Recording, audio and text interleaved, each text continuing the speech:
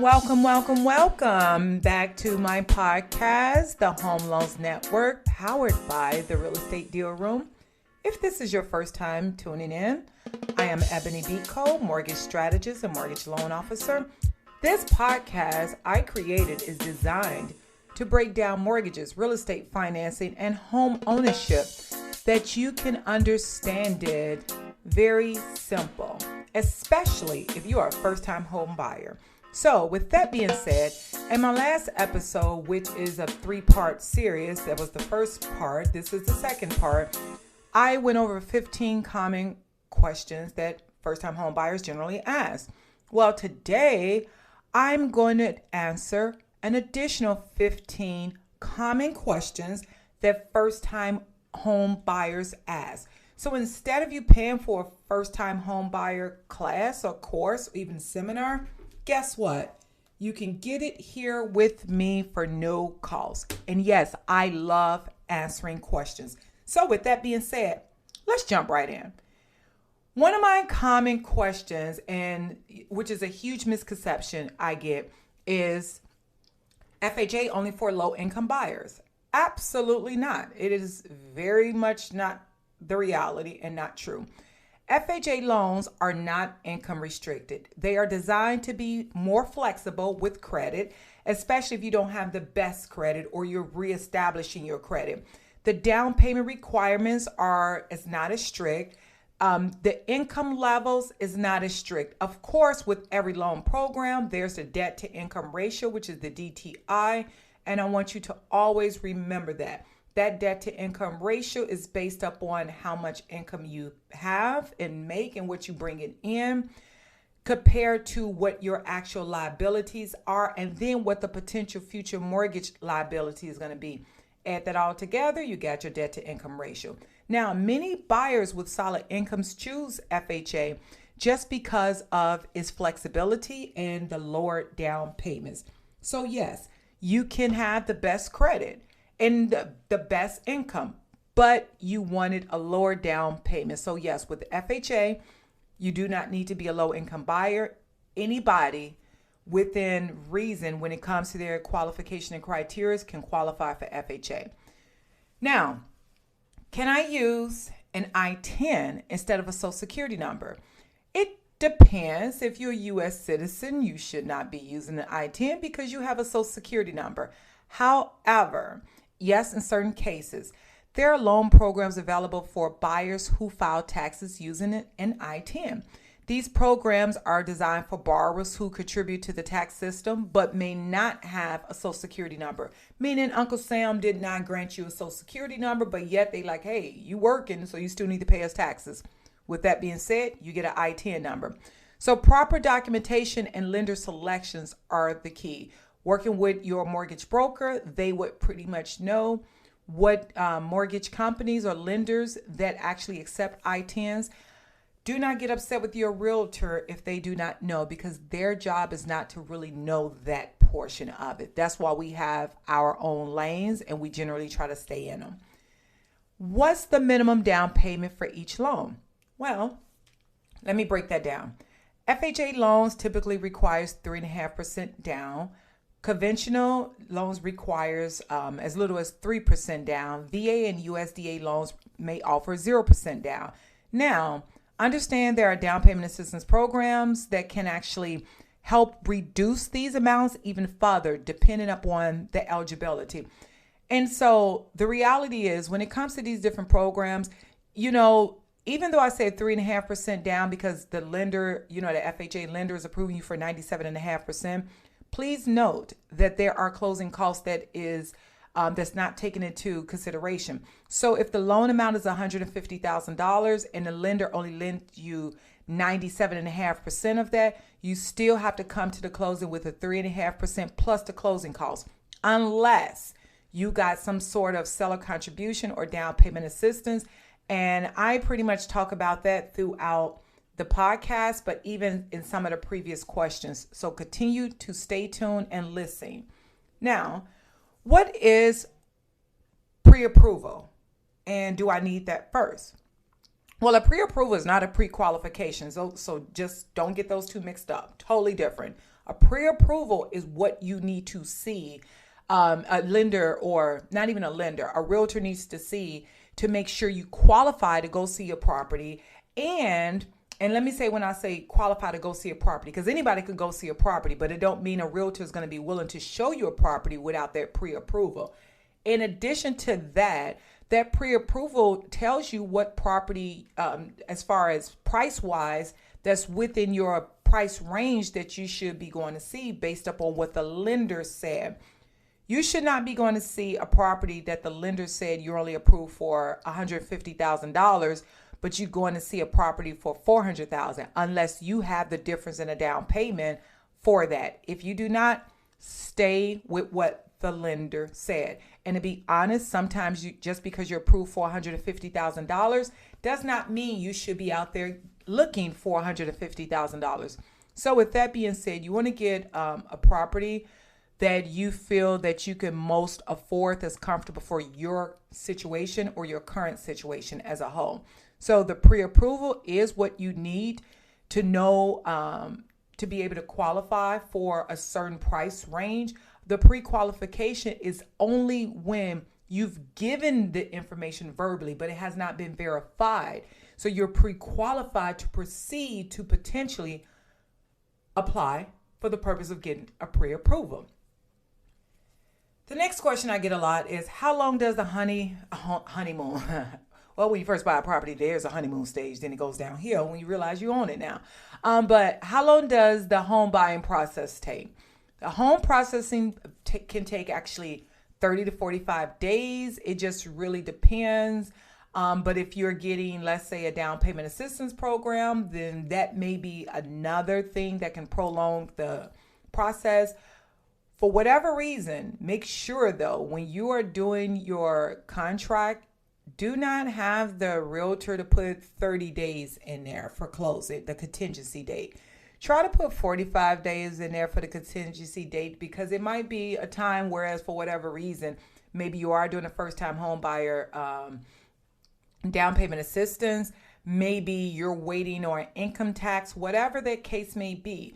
You need to make sure that you're not doing a contingent date that's too soon, 15, 30 days, because if they do not extend that contingency date, you can lose your earnest money. So to be on the safe side, your contract, you want to do it for about 45 days for a contingency date.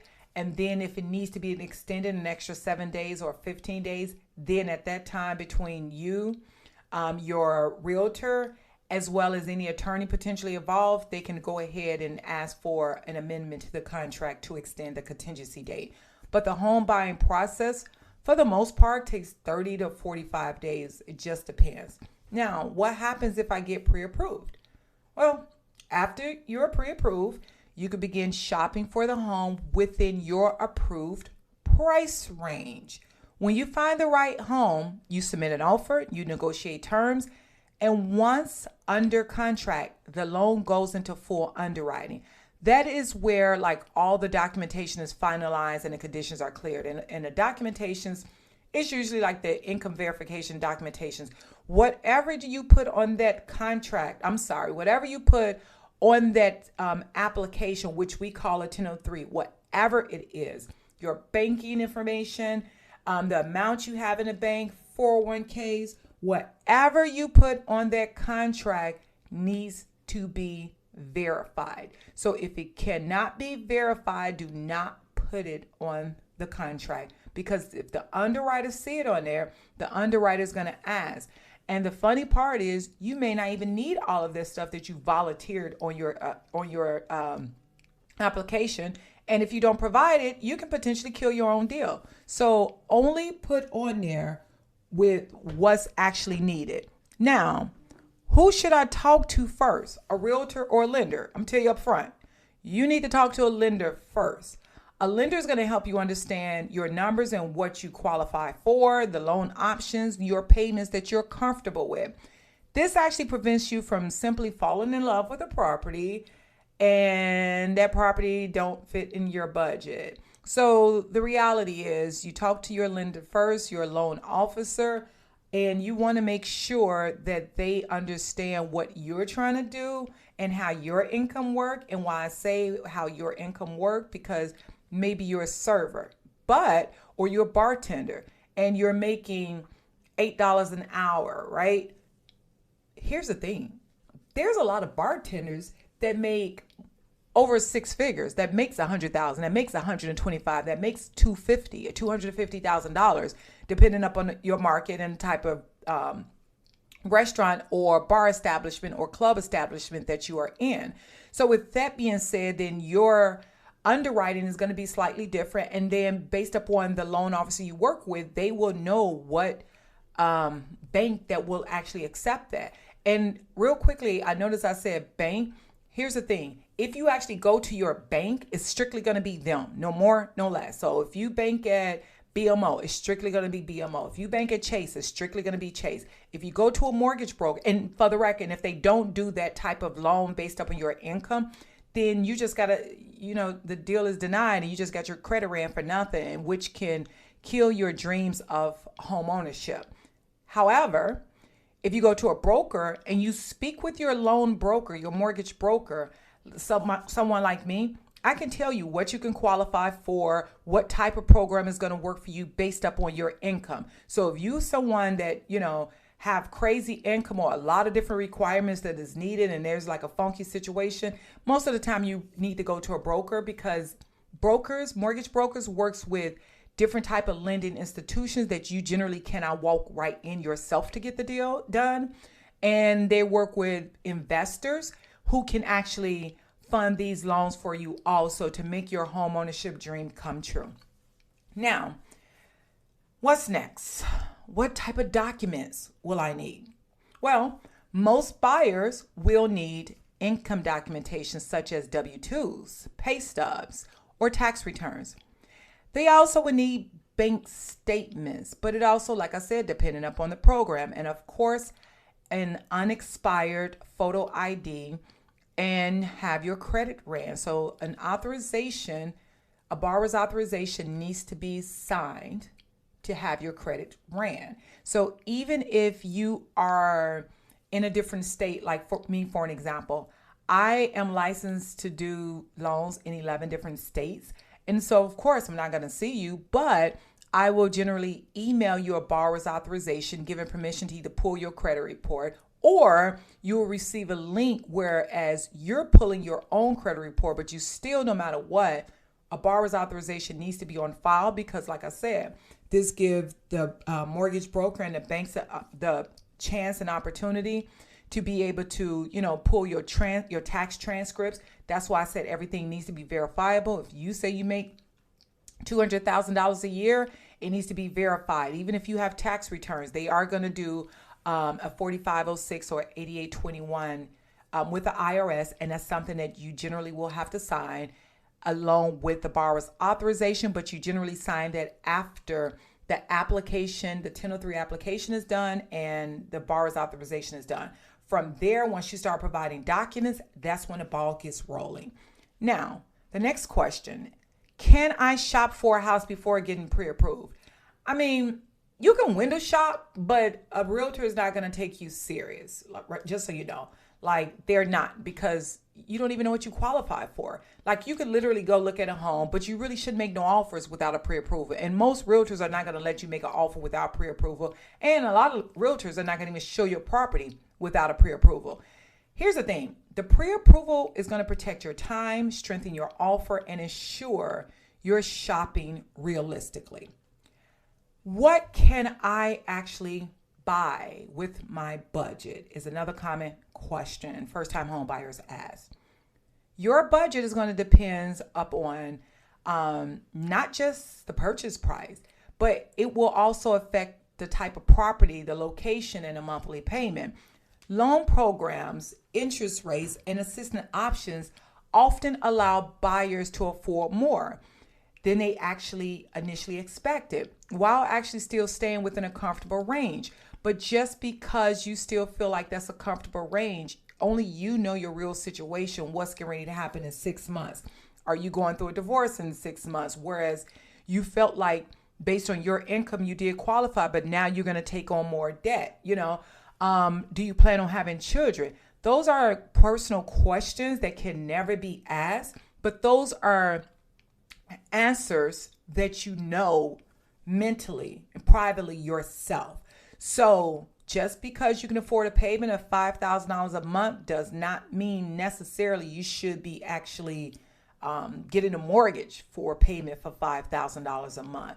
So your budget is what the bank says, and then you take that budget of what the bank says you can afford monthly, and you ask yourself realistically, can I afford that, or should I kind of slim it down just a little?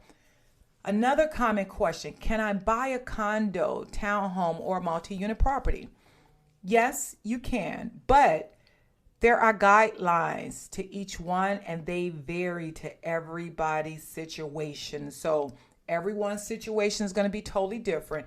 Do not let no one on YouTube or your friends or family tell you what type of property you can buy based on your credit, because no one knows your credit profile and your situation but you. Condos and multi-unit properties often have additional requirements, such as, the project needs to be condo approved, and then there's owner occupancy rules, right? So for an example, if you have a condo building where it's 80% renters, it's a possibility that the lender is going to deny it when they get the condo questionnaire back, because they don't want to lend in a condo building where there's predominantly renters.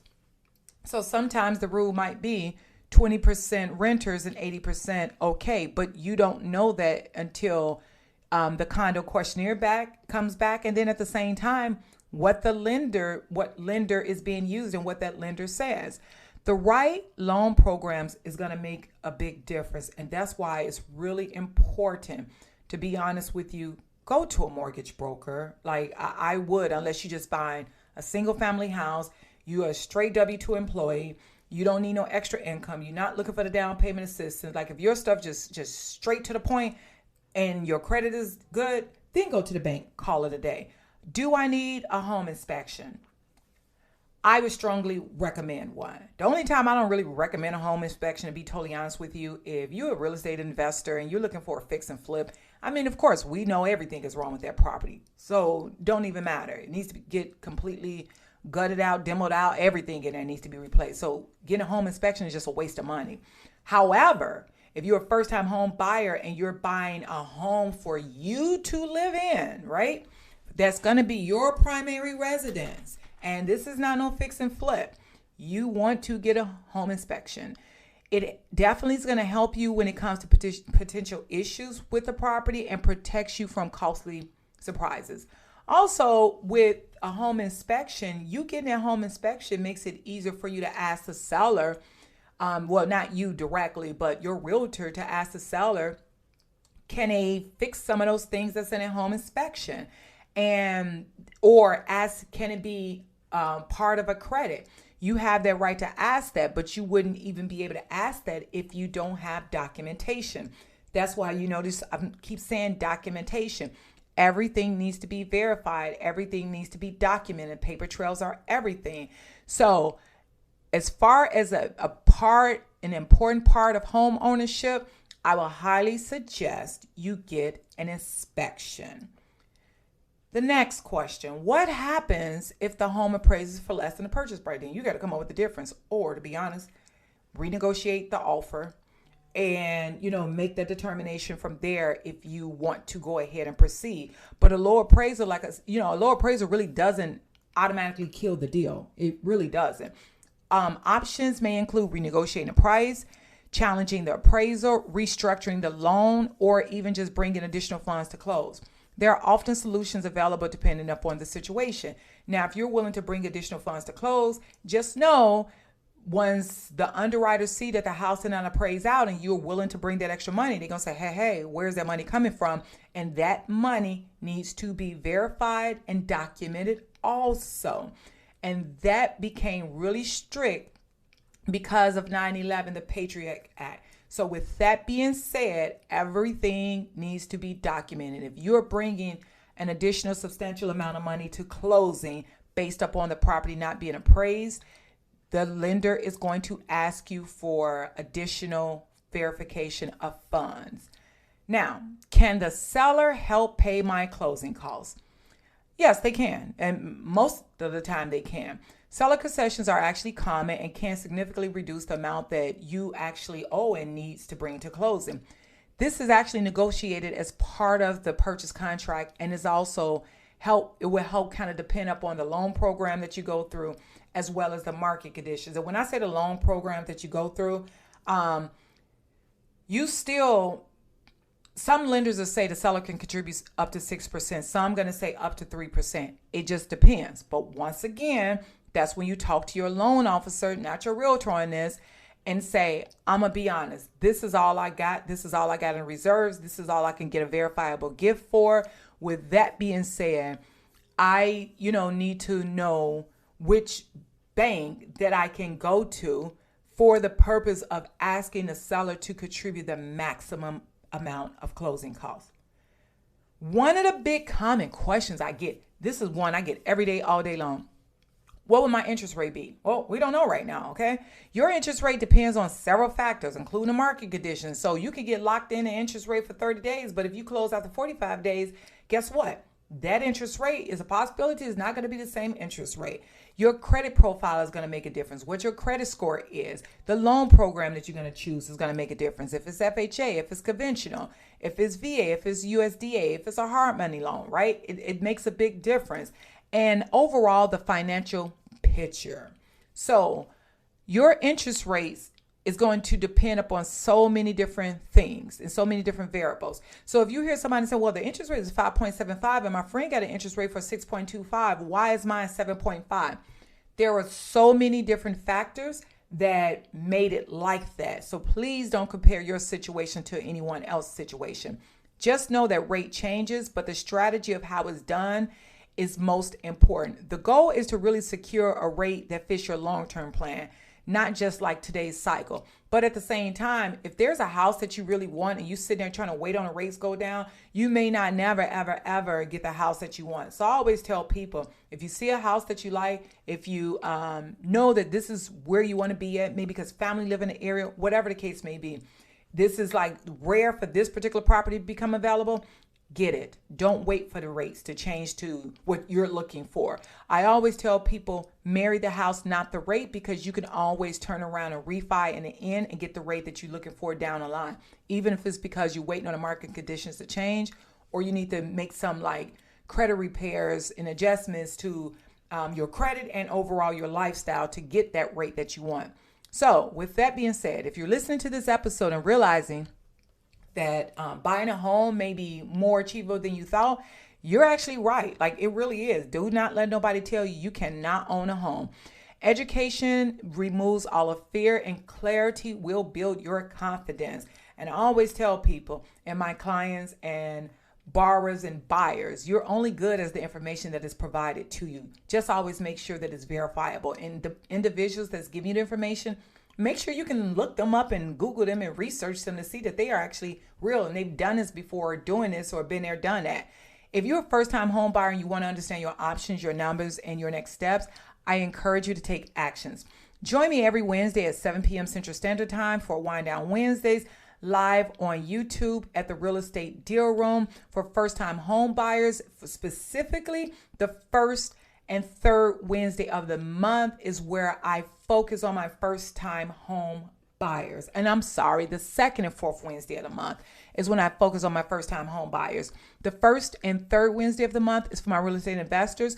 But if you want to be like their real estate guru and know all things real estate, join me every Wednesday at 7 p.m. Central Standard Sharp and at the Real Estate Deal Room on YouTube. This is where I actually answer all real estate and mortgage questions live. I walk through different real scenarios and I help buyers and real estate investors make informed decisions in real time. So make sure you subscribe to the Real Estate Deal Room on YouTube, turn on your notifications, and come with all of your questions. Thank you for tuning in, and I will see you every Wednesday at 7 p.m. Central Standard Time.